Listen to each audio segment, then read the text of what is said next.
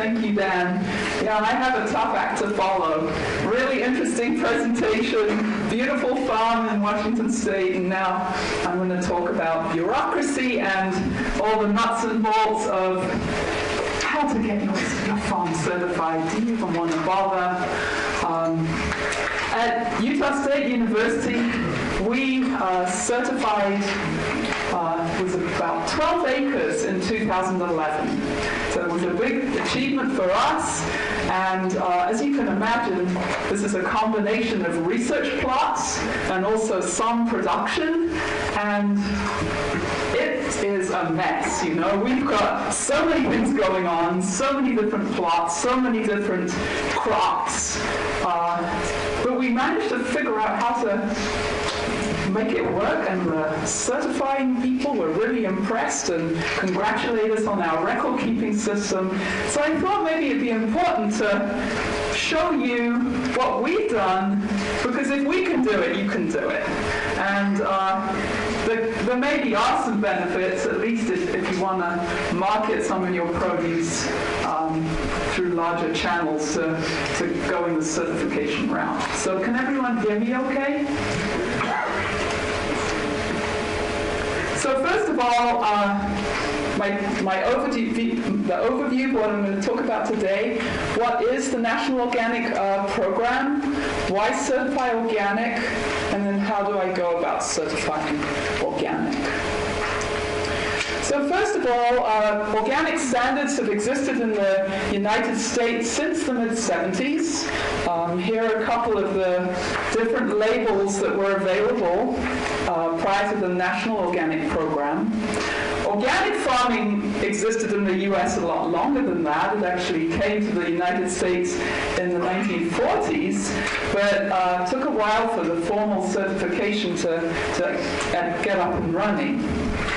So California certified organic farmers, they're an example. You can see the logo right there. So this one, Oregon Tilth was another. What's that say? Northeast Organic Farming Association. So you can see that we had lots of different labels, lots of different certification organizations here. And so that was a little bit of a problem in terms of consistency once the organic movement really started gaining momentum and going more mainstream. So with that, we really, there was a need, and the organic practitioners were really the people who said, look, we need more unified standards. We need to make sure everybody's on the same page so that we can ship across state lines and everybody's on the same playing field. Plus, this is a consumer confidence thing, right? If the consumers aren't clear what organic is, they're not really going to be able to identify with that brand. And so that was really the momentum behind what became known as the National Organic Program. So here's just some data to show you just the growth that we've seen through the last couple of decades, or 15 years or so, and really the organic industry has been growing at double-digit growth, and there's been a slight drop-off during the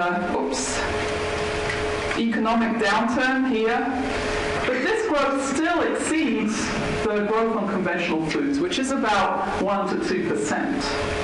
So the organic industry is still going very, very strong.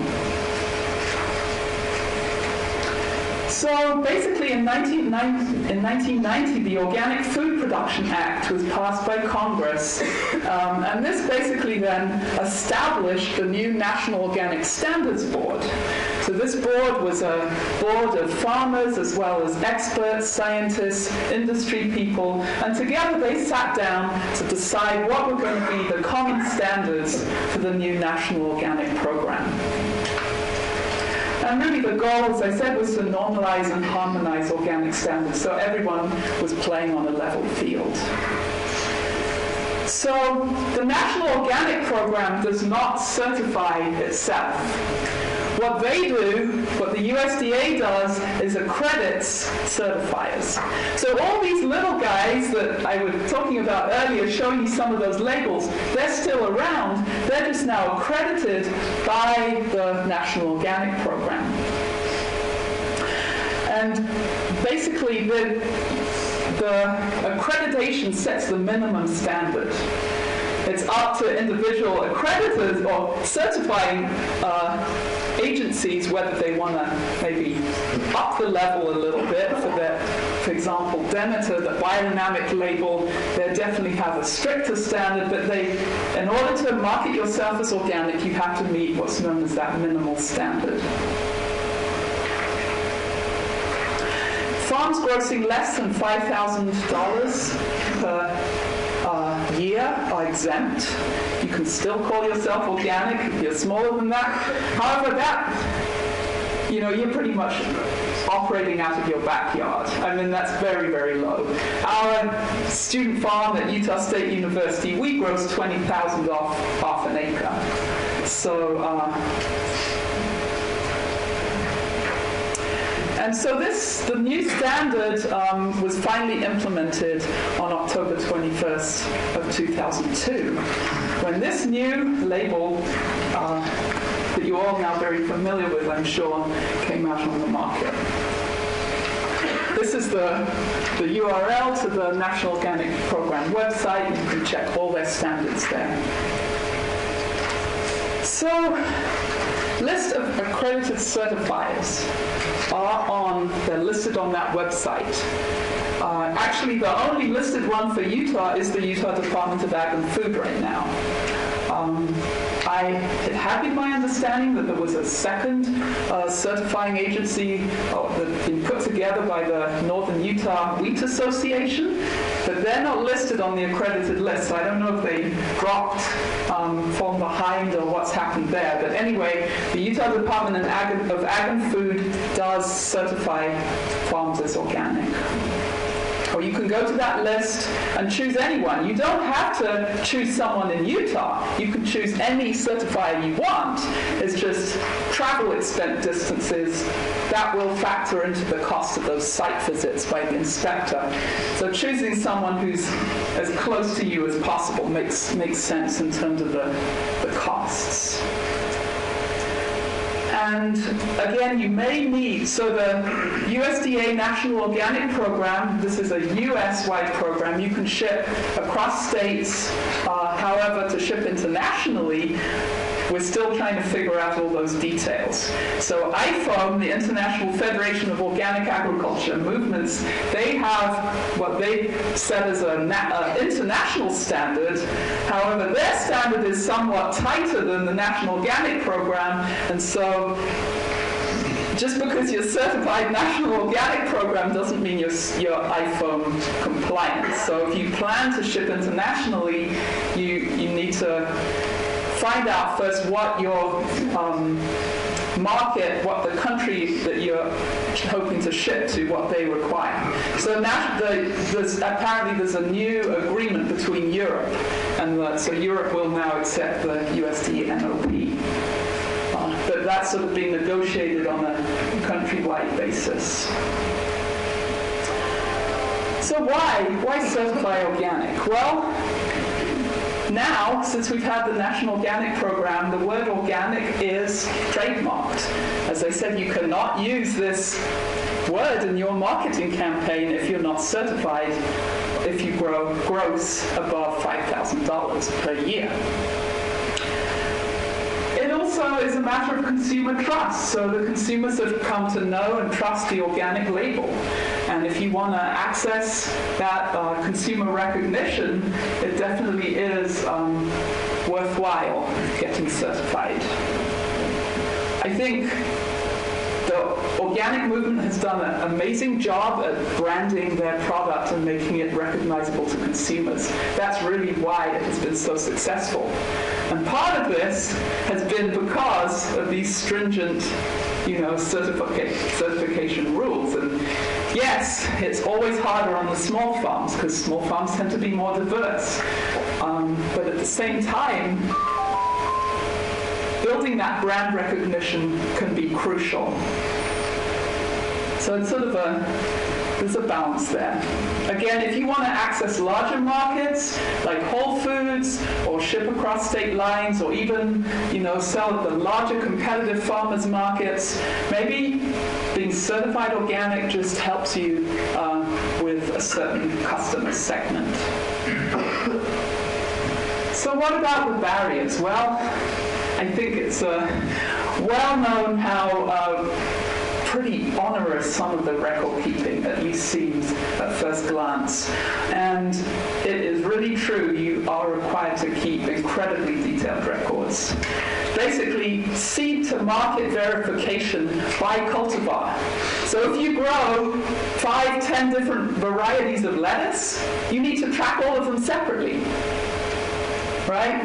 And the reason for that is basically to be able to third-party verify that what you're selling really is organic. Customer trust again. Because there were instances where, somebody lost their crop and then they were going down to Walmart or to the local, wherever you get the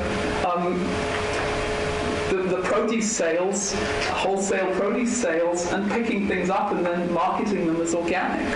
And so this is really designed to prevent that. So a third-party independent person can come and see, yes, on this date you seeded X number of flats of spinach, they were transplanted on this date into this location, they were treated, fertilized, watered, weeded on these dates, and then harvested.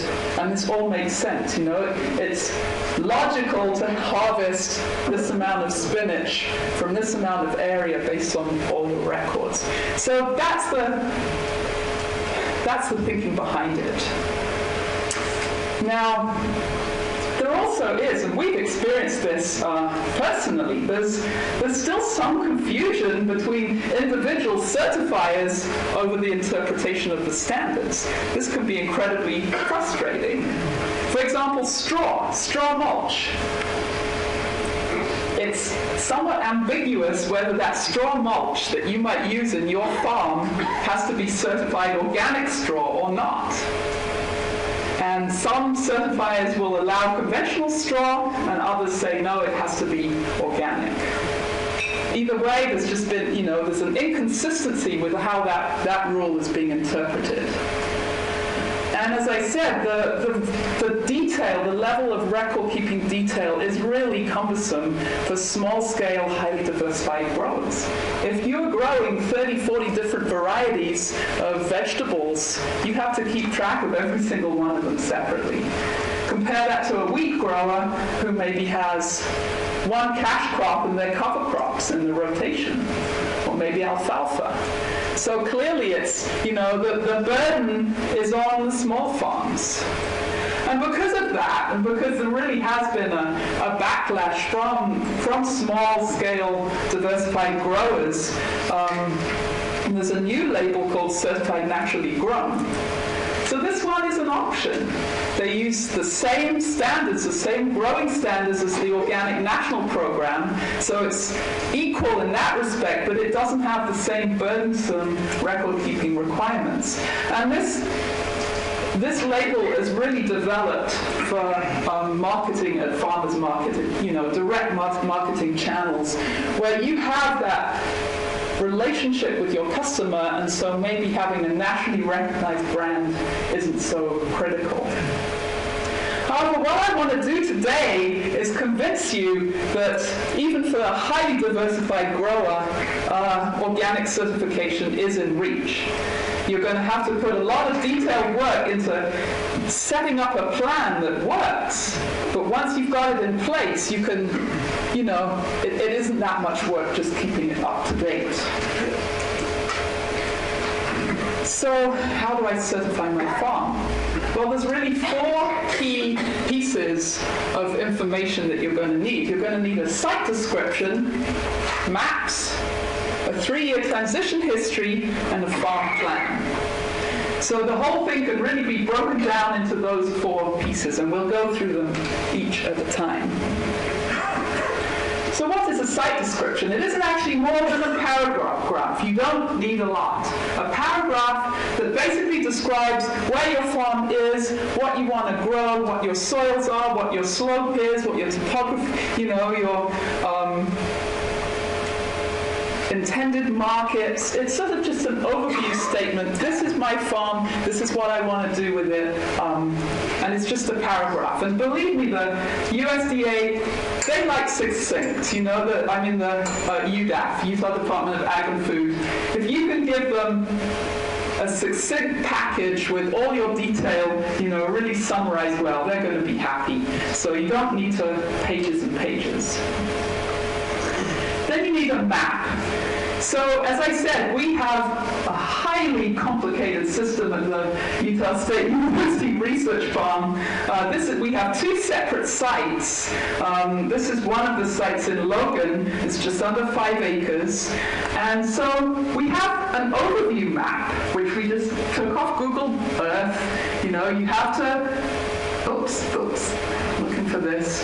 You have to draw where your perimeter is, so our 30-foot boundaries basically fall within here, and then the field boundaries are inside. You have to say what your neighbors are doing, because, for example, if you're growing sweet corn and your neighbors is growing GMO sweet corn, which was just released, I hear, 30-foot buffer may not cut it, and you might need a lot wider buffer to prevent pollen transfer. So that is why they will ask you to say, what are those, so what's being done outside of your farm as well. And maybe you'll need letters from your neighbors saying that they're not spraying on these, they only spray when there's no wind, or you basically, if something looks a little risky to your certifier, he or she might just ask you to get some additional information on what your neighbors do, and maybe even a letter from them stating that, this is their practice. So we have an overview map, and then we basically label each farm with a letter. So we have, this is field 1, field 2, field 3, field 4. And because we have all sorts of things going on inside these fields, then every year we have a detailed field map. So this is the detailed field map for the student farm, the student organic farm. So this is 1 acre total, and we divide it in half. It's supposed to be divided equally, but it isn't visually. And so we grow cover crops on one half, and then we grow our vegetables in the other half. And these hatches, represent crops that we will have a second planting of, a spring and a fall planting. And we label all our rows, say how wide they are, and then we put letters across the top here as well. So basically we have a unique identifier for each plot, and we say what's grown there. So I know that we have cabbage in plot 1A. Right? And we have chard in plot 5E. And that's really critical, because that's what's going to let you quickly and easily identify that seed to market traceability. And every year we do a new detail map that just goes in with the renewal of the certification. So every year it'll look a little different. Then we have our field activity logs. This is where we basically log all of our activities. And so this is just an example, harvesting. So on this date, Jennifer harvested lettuce, and from the location A1. And maybe for this harvest log, we don't specify the variety, because in our transplanting log, that's where we know which location of all our varieties are. So you can then go back and look in your transplanting log at A1 location and see what varieties were in that spot. And that's perfectly fine. You don't have to, you need some kind of a volume, right? We don't weigh everything. The students we run a CSA program, they don't have time to weigh everything when they're bundling it up and getting it ready for the customers. So we just measure it by volume.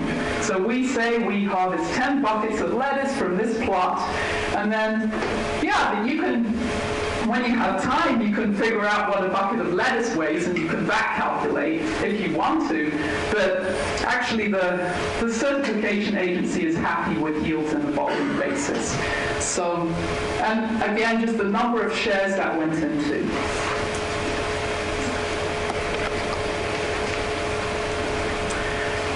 We have different sheets like this for, as I said, seeding, transplanting, field maintenance operations, and then the input log, because as an organic, one of the key things they're going to be looking for is a record of all your inputs. And so we keep an input log, and again, you can say that on this date, at this location, compost was applied. This was the number of pounds of compost or buckets, right, applied to this plot, which is then the equivalent of 200 pounds total nitrogen per acre. So you can keep all your inputs, all your organic pesticides in one place like that. So the students, because what they will typically do is have the map on a whiteboard in their sort of head house. And so they'll just, every day as somebody does something, they'll just sort of write on there where it was, we were tilling in this section, we were transplanting this in this section, and then at the end of the day, it's somebody's designated job to make sure all that information gets translated from the whiteboard into the field logs. But again, we have the students probably collect a binder of information about this thick during one growing season. And if you look at the instructions that you get from UDAF, they will say they want you to send them with your application all of this information. So I called them up and said, do you realize we'll be sending you 150 pages? Do you really want 150 pages of all the detailed seeding, maintenance, harvesting logs? They said, no, summarize it, but keep that on record. So when the inspector comes, they can see that on site. So that was a big relief because it made it much simpler for us.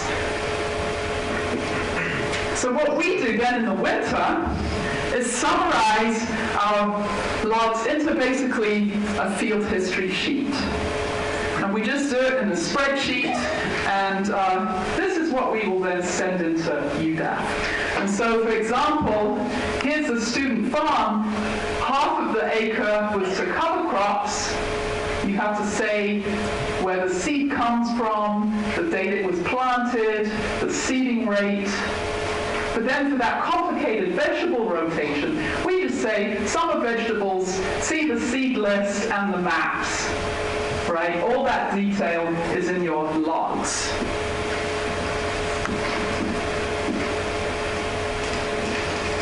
So finally, you need a farm plan. And UDAF actually makes it quite easy for you because they provide this questionnaire. And it's probably about 25 pages long, but it's still relatively easy to go through and fill it in. Now they'll send you the hard copy in the mail. However, if you call them, they will. You can request this in a digital format, and I highly recommend you do that because you can then just fill it once, save it, and then every year you reapply with your new farm plan, right? You just update it, and you don't have to redo the whole thing. So I just wanted to give you a little bit of an idea of what this questionnaire looks like. Again, they want your field numbers.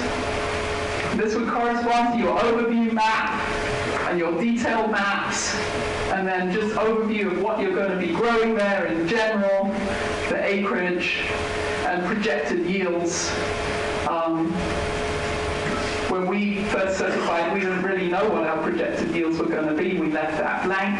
They were fine with that when we showed them what we were actually harvesting, and it made sense to them. So section 3 is the seed list. you do need to keep track of all your seeds, where you purchase them, and then you need to input this information into this form. So, I don't know if you're familiar with the organic seed rule. It basically states that seed that you plant on your farm must come from a certified organic source. And only if you cannot find that variety in sufficient quantities, certified organic, can you then buy it conventionally. Yes, it might be a third or a quarter of the price conventionally produced, but if that same variety is available organically, you have to buy the organic version. And they're quite stickly in terms of enforcing this. And so they will ask you to keep a record for anything that isn't organic. For example, this millet, we plant millet as a cover crop. It's not available organically in the US. And we basically have to state that we contacted 12 different organic seed distributors to confirm this. And even just noting that isn't good enough. They want to see a journal entry in your field log saying that you made the call on this date and spoke to this person or searched these websites. Again, if you have some kind of seed treatment, for example, inoculant for a legume, the inoculant has to be on the OMRI list.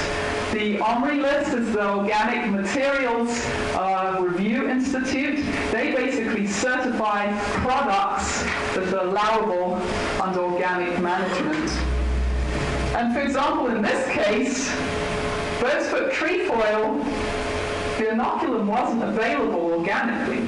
So we had to call up the seed company, and then they gave us, their OMRI certificate for alfalfa, which they did have, but so few people buy bird's foot trefoil that they didn't have that certificate for the bird's foot trefoil, but they basically provided us with a letter confirming that it was the same stuff, just a different bacteria in it, the same carrier, the same sticker. And so that was how we were able to get permission to use this inoculant for bird's foot trefoil. Again, a lot of upfront work, but once it's there, it's in your records, you don't have to worry about it. But if ever you start using a new product on your farm, you really need to call up your certifier agent and double check that it's going to meet the requirements, because what you don't want to do is have her come around in the summer and say, what's this, where's the OMRI label, is this really allowed, there's a problem. So now I'm just going to quickly go through some of the other information that's listed in this questionnaire. And again, it's pretty much you just respond to the questions that they give you. They want to know the source of seedlings and perennial stock, if you grow that. And you'd have to give the supplier information. If it's grown on farm, you need to provide the product list, brand and source of all fertilizers and potting materials used, state your watering system, your pest and disease management plan. And if you also grow conventional things nearby, which we do because it's a research farm and most of it's conventional, you also have to fully describe the conventional operation too.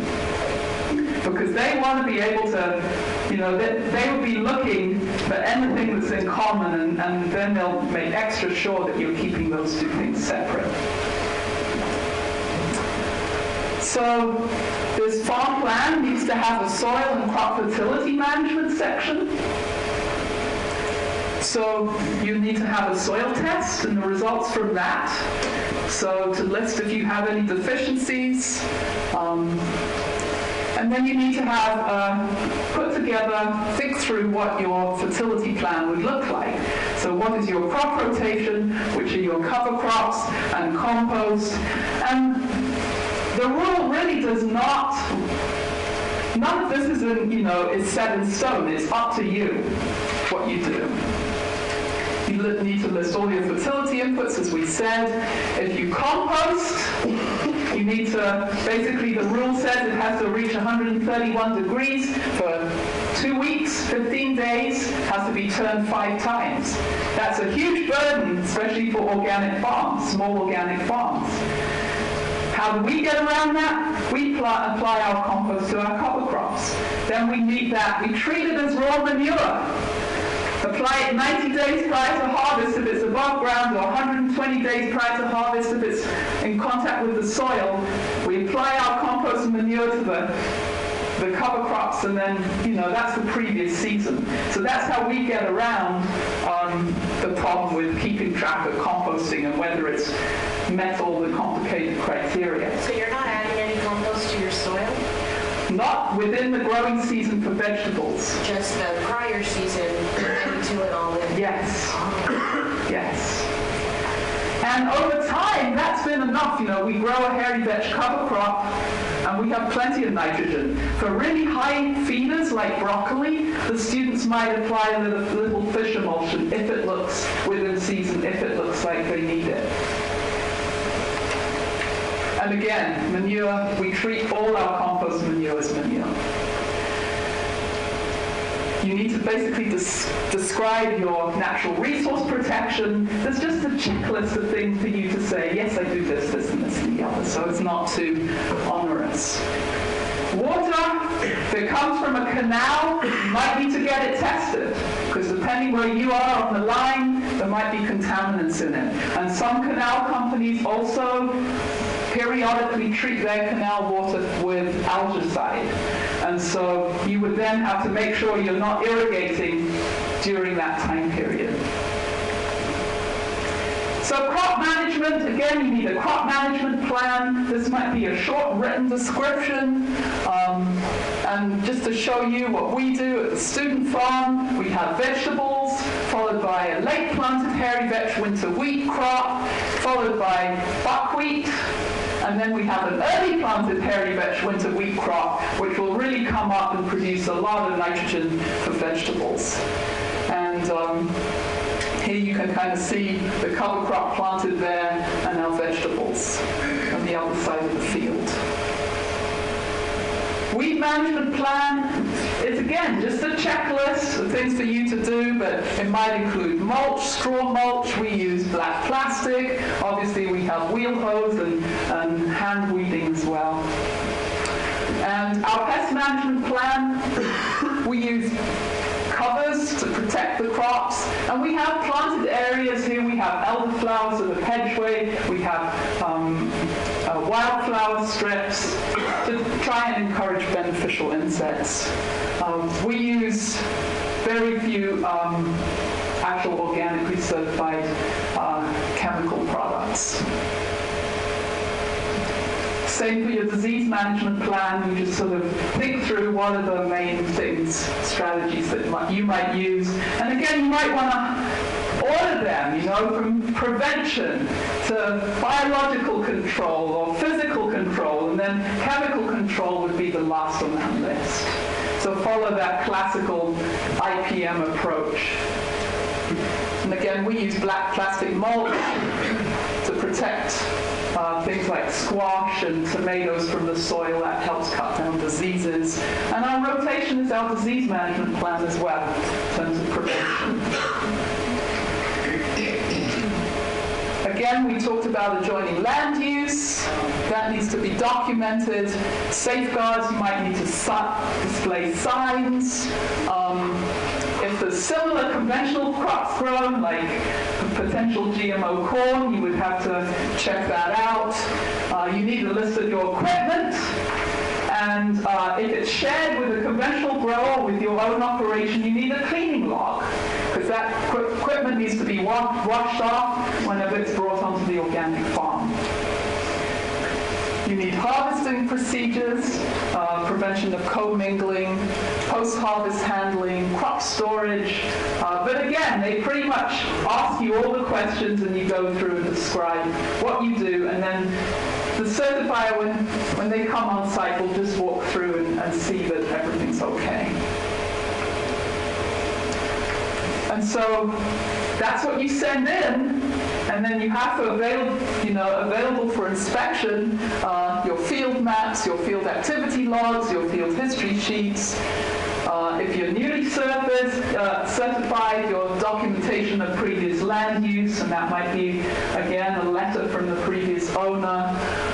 Input records. You need to keep all the labels from all your seeds and all your fertilizers. All the receipts are okay too. So we actually, the university requires us to keep all our receipts for 5 years, so we will show those to the certifier.